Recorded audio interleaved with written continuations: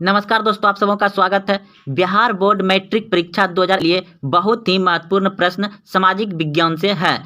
आप सबों को इस ऑब्जेक्टिव प्रश्न से बहुत ही प्रश्न मिलेंगे क्योंकि ये सभी वीवीआई है, बिहार बोर्ड मैट्रिक परीक्षा के लिए। तो आइए प्रश्न को ध्यान से देखिए और समझिए, याद रखिए। तो पहला प्रश्न है, आर्थिक विकास का तीसरा क्षेत्र क्या है? आर्थिक विकास का तीसरा क्षेत्र क्या है? तो इस प्रश्न का उत्तर होगा आपका सेवा। सेवा क्षेत्र जो है कि तीसरा क्षेत्र है। और अगर पूछ दिया जाए कि आर्थिक विकास का प्रथम क्षेत्र क्या है, तो कृषि होगा। प्रथम क्षेत्र क्या होगा?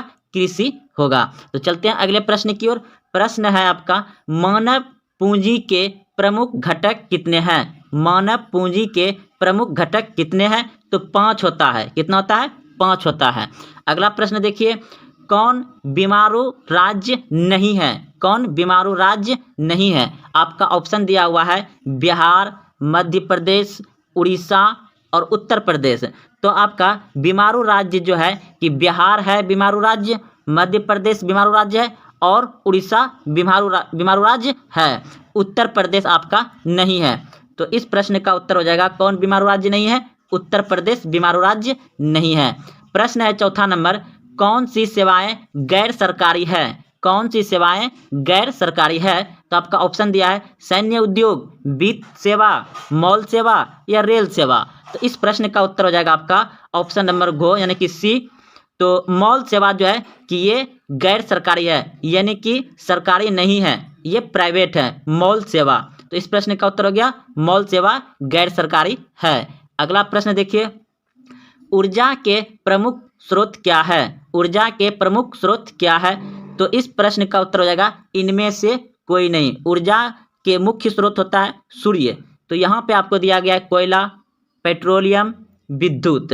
तो मुख्य स्रोत जो होता है वह इसमें नहीं दिया गया है, इसलिए इस प्रश्न का उत्तर हो जाएगा इनमें से कोई नहीं। अगला प्रश्न देखिए, आर्थिक विकास के क्षेत्र है। आर्थिक विकास के क्षेत्र है। तो इस प्रश्न का उत्तर जो होगा आपका तीनों हो जाएगा, यानी कि उपयुक्त सभी है। देखिए, आर्थिक विकास का प्रथम क्षेत्र है कृषि और द्वितीय क्षेत्र है उद्योग, यानी कि फैक्ट्री वगैरह सब जितना होता है वह सभी आ जाएगा इसमें सरकारी। और सेवा क्षेत्र है, जैसे कि आपका आ गया हॉस्पिटल, रेलगाड़ी, सरकारी बस और अन्य सेवा। तो ये सेवा जितना आएगा वह जो है कि तीसरा क्षेत्र में आता है। और आर्थिक सेवा का दूसरा क्षेत्र क्या होता है? उद्योग, फैक्ट्री वगैरह सब। और प्रथम क्षेत्र क्या होता है? कृषि। तो इस प्रश्न का उत्तर हो जाएगा, इसमें पूछा है कि आर्थिक विकास का क्षेत्र है तो तीनों हो जाएगा उपयुक्त सभी। अगला प्रश्न देखिए, निम्न में किसे आर्थिक विकास का प्रथम क्षेत्र कहा जाता है? देखिए अभी तुरंत प्रश्न आ गया, निम्न में किसे आर्थिक विकास का प्रथम क्षेत्र कहा जाता है? तो इस प्रश्न का उत्तर हो जाएगा आपका ऑप्शन नंबर ए, बिल्कुल सही है।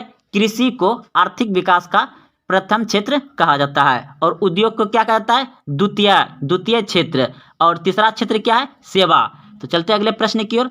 प्रश्न है, निम्न में किसे आर्थिक विकास का द्वितीय क्षेत्र कहा जाता है? तो द्वितीय क्षेत्र दोस्तों तुरंत बताया है, उद्योग को द्वितीय क्षेत्र कहा जाता है।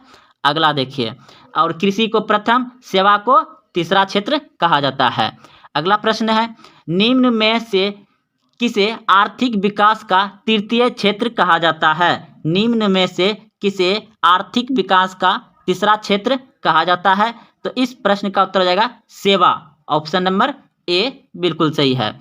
अगला प्रश्न है, सेवा क्षेत्र का सरकार घरेलू उत्पाद में योगदान है। तो इस प्रश्न का उत्तर हो जाएगा आपका ऑप्शन नंबर ए, बिल्कुल सही है, 55.1%। तो दोस्तों ये पुराना प्रश्न है, आपका कुछ इधर बदला भी हो सकता है। चलते हैं अगले प्रश्न की ओर।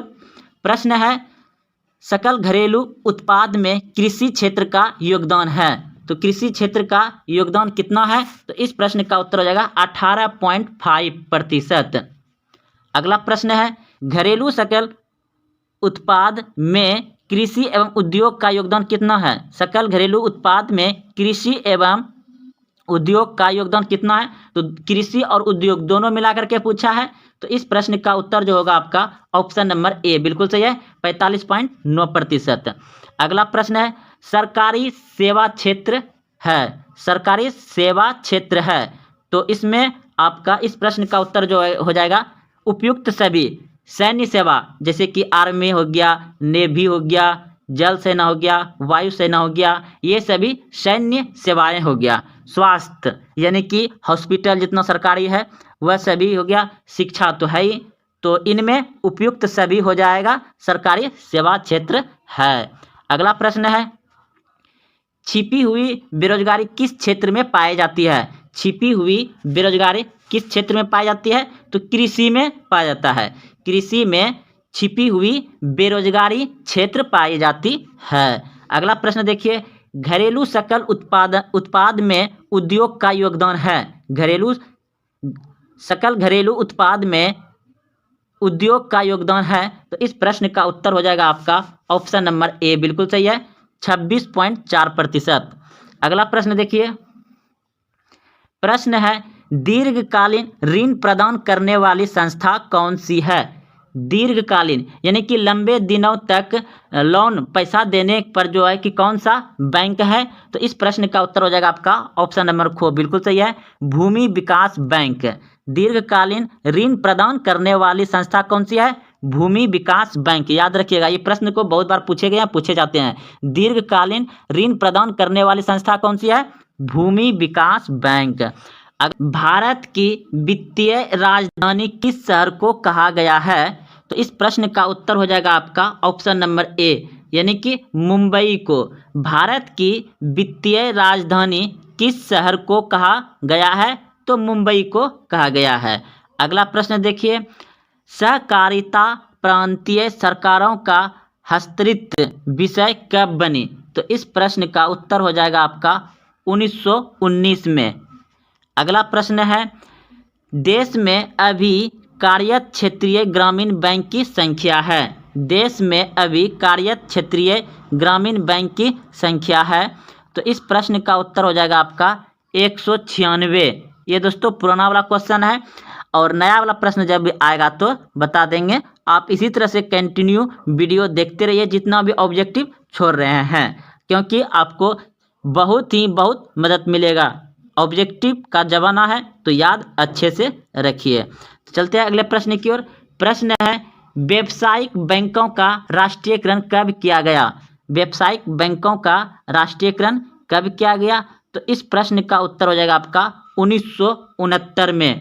1969 में व्यावसायिक बैंकों का राष्ट्रीयकरण किया गया था। अगला प्रश्न देखिए, भारत में कागजी नोट का प्रचलन कौन करता है? भारत में कागजी नोट का प्रचलन कौन करता है? तो इस प्रश्न का उत्तर हो जाएगा ऑप्शन नंबर ए, बिल्कुल सही है, reserve bank of India. Reserve bank of India Bharat में कागजी नोट का प्रचलन करता है। अगला प्रश्न देखिए, आधुनिक युग की प्रगति का श्रेय दिया जाता है। आधुनिक युग की प्रगति का श्रेय दिया जाता है तो मुद्रा हो जाएगा। मुद्रा यानी कि पैसा। आधुनिक युग की प्रगति का श्रेय दिया जाता है किसको? मुद्रा को, यानी कि पैसा को। अगला प्रश्न देखिए, प्रश्न है, क्रेडिट कार्ड निम्न में किसका रूप है? क्रेडिट कार्ड निम्न में किसका रूप है? तो इस प्रश्न का उत्तर हो जाएगा प्लास्टिक मुद्रा। प्लास्टिक मुद्रा जैसे आपका हो गया एटीएम कार्ड। क्रेडिट कार्ड निम्न में से किसका रूप है? प्लास्टिक मुद्रा का। कौन रोपण फसल है? इनमें से कौन रोपण फसल है? तो चाय को भी रोपा जाता है, रबर को भी रोपा जाता है, गन्ना को भी, और इनमें सभी हो जाएगा। ऑप्शन नंबर डी बिल्कुल सही है, इनमें सभी। अगला प्रश्न है, जीवन रेखा रेल कब चलाई गई थी? जीवन रेखा रेल कब चलाई गई थी? तो 1991 में। ऑप्शन नंबर बी सही है।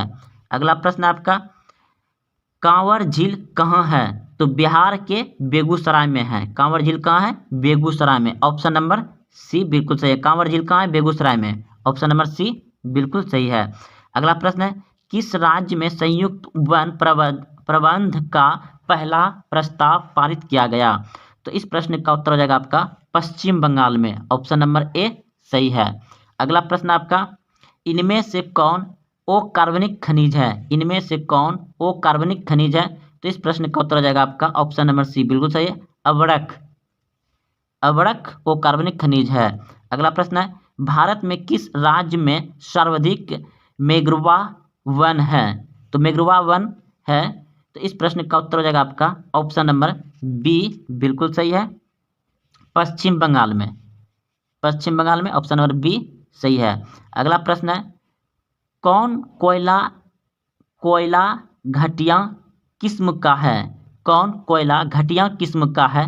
तो इस प्रश्न का उत्तर हो जाएगा आपका ऑप्शन नंबर डी, बिल्कुल सही है, पीट कोयला घटिया किस्म का होता है। अगला प्रश्न है, भारत में चाय की कृषि कहाँ शुरू हुई? भारत में चाय की खेती या कृषि कहाँ शुरू हुई? तो इस प्रश्न का उत्तर हो जाएगा ऑप्शन नंबर सी, बिल्कुल सही है, असम में। अगला प्रश्न है आपका, पायराइट किस प्रकार का खनिज है? पायराइट किस प्रकार का खनिज है? तो इस प्रश्न का उत्तर हो जाएगा आपका ऑप्शन नंबर ए, बिल्कुल सही, धात्विक। ऑप्शन नंबर ए सही है। पायराइट किस प्रकार की खनिज है? धात्विक। अगला प्रश्न है, भारत का पहला परमाणु शक्ति संयंत्र कौन है? भारत का पहला परमाणु शक्ति संयंत्र कौन है? तो इस प्रश्न का उत्तर हो जाएगा तारापुर। ऑप्शन नंबर ए सही है। अगला प्रश्न है, कोडरमा का संबंध किस खनिज से है? तो इस प्रश्न का उत्तर हो जाएगा अवरक से। कोडरमा का संबंध किससे है? अवरक से। ऑप्शन नंबर ए सही है। अगला प्रश्न है आपका, किस देश ने ओपेक की सदस्यता त्याग दी? किस देश ने ओपेक की सदस्यता त्याग दी? तो इस प्रश्न का उत्तर हो जाएगा आपका ऑप्शन नंबर डी, बिल्कुल सही है, कतर। कतर ने ओपेक की सदस्यता त्याग दी। अगला प्रश्न है, इनमें कौन जूट का अग्रणी उत्पादक है? इनमें कौन जूट का अग्रणी उत्पादक है? तो इस प्रश्न का उत्तर हो जाएगा आपका सी, बांग्लादेश। सबसे ज़्यादा जूट का उत्पादन होता है बांग्लादेश में। अगला प्रश्न है, असवन बांध किस नदी से संबंधित है? तो इस प्रश्न का उत्तर हो जाएगा आपका ऑप्शन नंबर सी, बिल्कुल सही है, नील नदी से। नील नदी से। अगला प्रश्न है आपका, इनमें से कौन प्राकृतिक आपदा नहीं है? इनमें से कौन प्राकृतिक आपदा नहीं है? तो आतंकवाद। आतंकवाद क्या है? ये मानवीय आपदा है। अगला प्रश्न है, विनाशकारी भूकंप से बिहार किस वर्ष प्रभावित हुआ था? तो 1934 ईस्वी में। ऑप्शन नंबर डी सही है। अगला प्रश्न आपका, बाढ़ के समय कौन स्थान सुरक्षित है? तो बहुत ही आसान बात है, बाढ़ के समय कौन स्थान सुरक्षित है? तो ऊंची भूमि।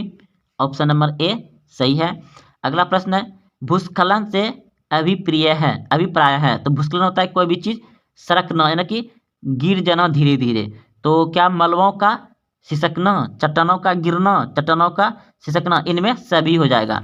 यानी कि भूस्खलन मतलब ही होता है कोई चीज सिसकना, गिरना, तो इनमें सभी हो जाएगा, भूस्खलन सभी हो जाएगा।